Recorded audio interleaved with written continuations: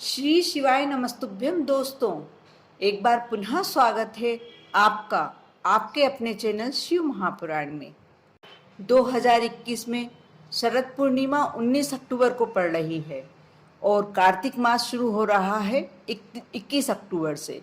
वैसे तो 20 अक्टूबर से भी कार्तिक मास माना जाएगा, क्योंकि 20 अक्टूबर को भी पूर्णिमा है और कहते हैं कि कार्तिक मास का आरंभ शरद पूर्णिमा से ही हो जाता है।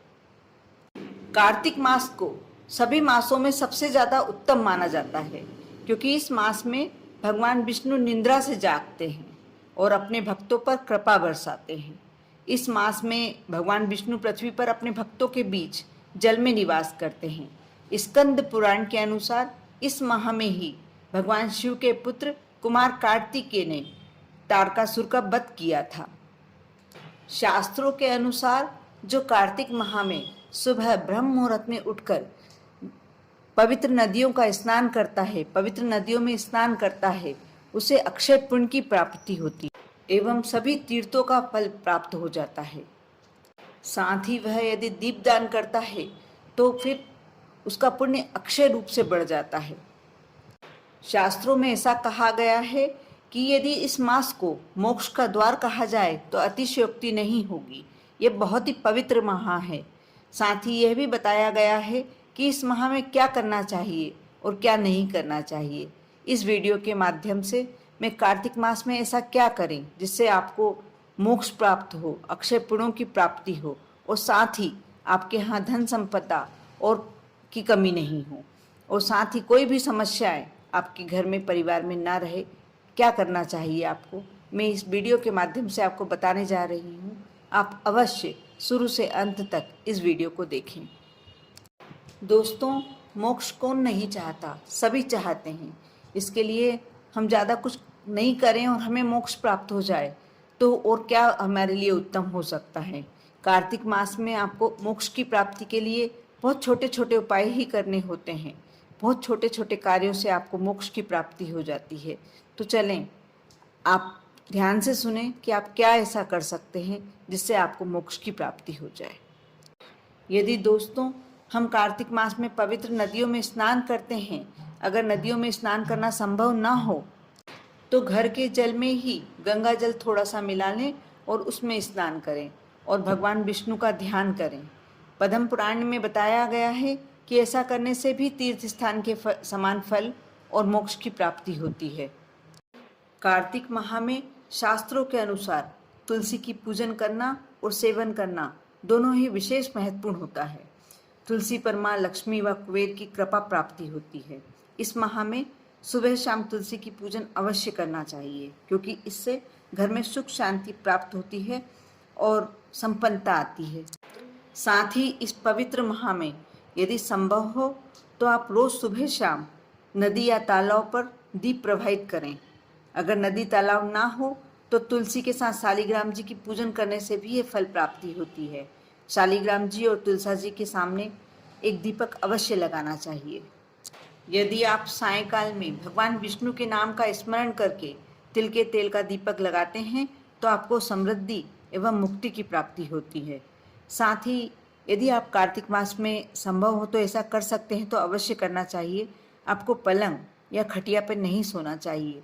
भूमि पर बिस्तर लगाकर सोने से आपको शांति मिलती है और सुख की प्राप्ति करती है। साथ ही ऐसा मानसिक शांति के साथ क्रोध व अहंकार भी आपका दूर होता है, ऐसा कहा जाता है। इसके साथ ही आत्मा की भी शुद्धि होती है। कार्तिक मास में दिया गया दान अन्य माह की अपेक्षा अधिक पुण्यदायी माना गया है। इस माह का दान कई जन्मों तक शुभ फल देता है। इसके साथ ही हर रोज उगते सूर्य को जल देना चाहिए और सभी देवी देवताओं का आदर करना चाहिए। कार्तिक माह में दान की तो विशेष महत्व बताया गया है। ऐसा कहा जाता है कि कार्तिक माह में मंदिर, नदी के घाटों की सफाई करने वाला व्यक्ति कई जन्मों तक बहुत धनवान बनता है। उस पर लक्ष्मी बहुत मेहरबान होती है। ऐसे व्यक्ति का देवता भी आदर करते हैं और वह लोक परलोक में सम्मान प्राप्त करता है। भगवान श्री कृष्ण ने देवी सत्यभामा को बताया था कि कार्तिक माह में मंदिरों की सफाई करने की वजह से ही उनको धन संपदा का सुख प्राप्त हुआ है। कार्तिक माह के स्वामी भगवान शिव के पुत्र कुमार कार्तिकेय हैं, इसलिए इस माह कार्तिकेय की पूजा करनी चाहिए, क्योंकि इन्हीं के नाम पर यह माह पड़ा है। इस माह में कुमार कार्तिकेय ने देवताओं के सेनापति बनकर तारकासुर का वध किया था और देवताओं को फिर से स्वर्ग की सत्ता सौंपी थी।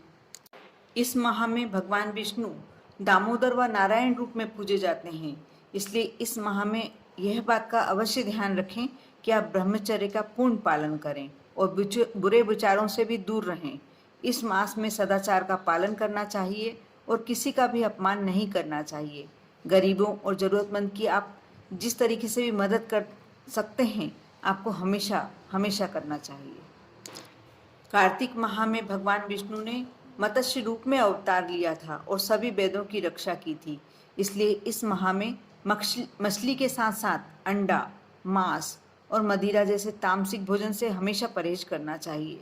इसको आदत ही बना लेना चाहिए कि शाकाहारी भोजन करें और जीव जंतुओं की कृपा प्राप्त करें। इसके साथ ही इस माह बैगन, उड़द, चना, मूंग, मसूर, मटर और दलहन से अर्थात जो अनाज दो भागों में बटे हुए द्विदलन, उनका भी सेवन नहीं करना चाहिए। कोशिश करके ऐसे सेवन से बचना चाहिए। दोस्तों, आप भी इस कार्तिक माह में ये छोटी छोटी बातों का ध्यान रखकर माँ लक्ष्मी और विष्णु जी की कृपा प्राप्त कर सकते हैं। साथ ही भोलेनाथ, जिनके पुत्र के नाम पर यह माह का नाम पड़ा है, आप उनकी कृपा भी प्राप्त कर सकते हैं। इसलिए अवश्य इन्हें करना कुछ कठिन नहीं है, ये हमारे जीवनचर्या का तरीका है। आप भी अवश्य अपनाएं और आप पर, आपके पूरे परिवार पर लक्ष्मी नारायण की कृपा बनी रहे। ओम नमः शिवाय।